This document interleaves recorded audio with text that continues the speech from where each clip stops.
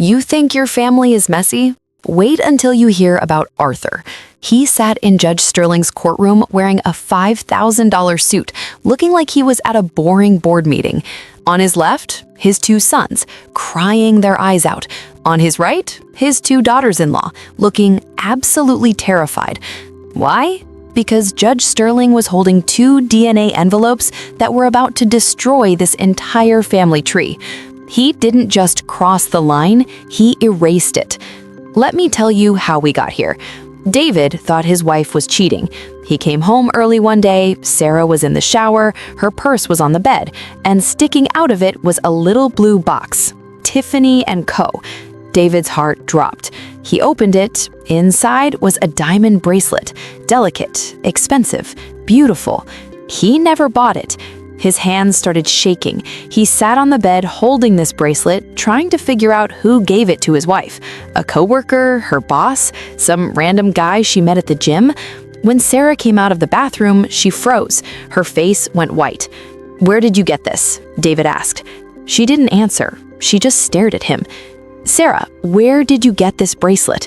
She started crying, not soft tears, full-on sobbing, the kind of crying that tells you something terrible is about to come out. "I can explain," she said. But she didn't explain. She just kept crying. David threw the bracelet on the bed. "Who is he?" Sarah shook her head. "You don't understand." "Then make me understand." She looked at him. Her lips were trembling, and then she said the four words that changed everything. "It was your father." David laughed, not because it was funny, because it was insane. "My father? My dad gave you jewelry? Why would my dad—" And then he stopped, because the look on her face told him everything. She wasn't talking about a gift, she was talking about an affair. David stumbled backward. He sat down hard on the edge of the bed. His brain couldn't process it. His father, Arthur, the man who raised him, the man who taught him how to tie a tie, the man who walked him through his first breakup. That man had been sleeping with his wife. Sarah kept crying. She tried to reach for him. He pulled away. "How long?" he asked. She didn't answer. "How long, Sarah?" "A year," she whispered. David's world shattered. "Let me tell you about Arthur." Arthur was 65 years old, but he didn't look 65. He looked 50, maybe younger. Silver hair, perfectly groomed, tan skin, sharp jawline. He worked out every morning, ate clean, dressed like he was on the cover of GQ. He smelled expensive, like leather and cedar and money. Women noticed him everywhere he went. Restaurants, golf courses, even the grocery store. He had that thing, that presence, that confidence, and he knew it. Arthur was a retired executive. He sold his company for millions. He had a penthouse in the city, a beach house in Florida, a cabin in Aspen. He drove a Mercedes. He wore custom suits. He tipped big. He smiled easy. David and Brian grew up watching their father charm every room he walked into. They admired him. They wanted to be like him, but they could never quite measure up. David worked in sales. He made decent money, but it wasn't Arthur money. He couldn't afford the fancy dinners, the designer clothes, the spontaneous trips. Brian was worse off. He was a teacher. He loved his job, but teachers don't get rich. His wife Emily constantly complained about money, about the small apartment, about not being able to go on vacations. And Arthur noticed. He saw his sons struggling. He saw his daughters-in-law frustrated. And instead of helping his sons, he saw an opportunity. It started small. Arthur invited Sarah to lunch, just the two of them. He said he wanted to check in, see how she was doing. David was working long hours, and Arthur wanted to make sure she felt supported. Sarah thought it was sweet. They went to a nice restaurant, not too fancy, but nice. Arthur ordered wine. He asked her questions, real questions, about her dreams, her goals, her frustrations. He listened, really listened. David never did that anymore. At the end of lunch, Arthur paid. He walked her to her car. He hugged her and he said, "You deserve to be happy." Sarah went home feeling lighter, feeling seen. A week later, Arthur texted her. He found this great art exhibit. Would she want to go? She said yes. Then it was dinner, then it was a weekend trip to Napa. He paid for everything. He made her feel like a queen. And somewhere along the way, it stopped being innocent. Arthur didn't just seduce her with money, he seduced her with attention, with compliments, with the way he made her feel. David made her feel like a burden. Arthur made her feel like a prize. One night, after too much wine, Arthur kissed her, and she didn't stop him. She told herself it was just once, just a mistake. But it wasn't. It kept happening. Arthur would text her in the middle of the day, thinking about you. He'd send her flowers, he'd book hotel rooms, and Sarah, she fell for it, hard. She started lying to David, making up excuses, girls' trips, work events, anything to see Arthur. And Arthur, he loved it. He loved the thrill, the secrecy, the control. He wasn't just sleeping with his son's wife, he was proving he was better than his son. Meanwhile, Brian's wife Emily was going through the same thing.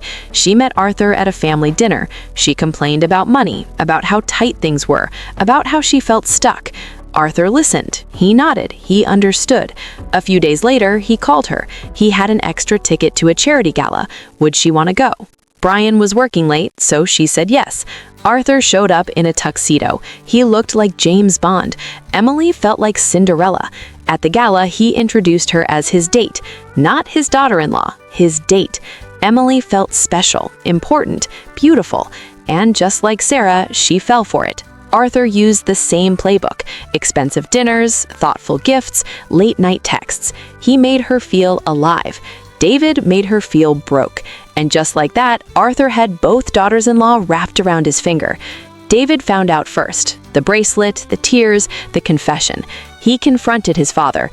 Arthur didn't deny it. He shrugged and said, "She came to me." David wanted to punch him, but instead he called a lawyer. Brian found out 2 weeks later. Emily left her phone on the counter. A text popped up. "Miss you, Daddy." Brian thought it was a joke, some weird inside thing, but then he scrolled up and he saw everything. The messages, the photos, the I love yous. He called David. They compared notes, and they realized Arthur had slept with both of their wives. Both of them. And both wives were pregnant. Judge Sterling sat at the bench. She looked at Arthur. He was calm, unbothered, almost amused. She looked at the sons. David was shaking. Brian was crying. She looked at the wives. Sarah was staring at the floor. Emily was biting her nails. Judge Sterling had seen a lot, but this was a new level of disgusting. "Mr. Arthur," she said. Her voice was ice. "Do you have anything to say for yourself?" Arthur smiled. "Your Honor, I'm just a man who appreciates beautiful women." The courtroom gasped. Judge Sterling's jaw tightened. "You appreciate beautiful women? These are your son's wives." Arthur shrugged. "They made their own choices." David stood up. "You manipulated them. You used your money." Arthur turned to him. "I didn't force anyone to do anything." Brian stood up too. His voice was shaking. "You're supposed to be our father." Arthur didn't flinch. "I am your father, but I'm also a man." Judge Sterling slammed her gavel. "Sit down, all of you." She opened the first envelope. The room went silent. "In the case of David versus Sarah, when it comes to baby Emma," she paused. "Arthur, you are the father." Sarah burst into tears. David collapsed into his chair. Judge Sterling opened the second envelope. "In the case of Brian versus Emily, when it comes to baby Noah," another pause. "Arthur, you are the father." Emily screamed. Brian put his head in his hands. Arthur didn't move. He just sat there, calm, composed. Judge Sterling stared at him. "You bought their loyalty, but you sold your sons." Arthur finally looked at her. "I gave them what they wanted." "You gave them nothing," Judge Sterling said. "You took everything." She turned to the sons. "David, Brian, I'm sorry. You deserved better." David stood up. He didn't look at Sarah. He didn't look at his father. He just walked out. Brian followed. Arthur sat alone. The wives cried, and Judge Sterling closed the case. Arthur left the courtroom the same way he came in, confident, unbothered. But this time, no one looked at him with admiration. They looked at him with disgust. He went home to his penthouse, his beach house, his cars, his money.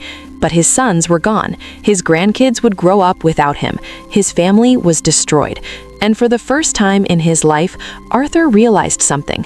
Money can buy a lot of things, but it can't buy back the people you've lost.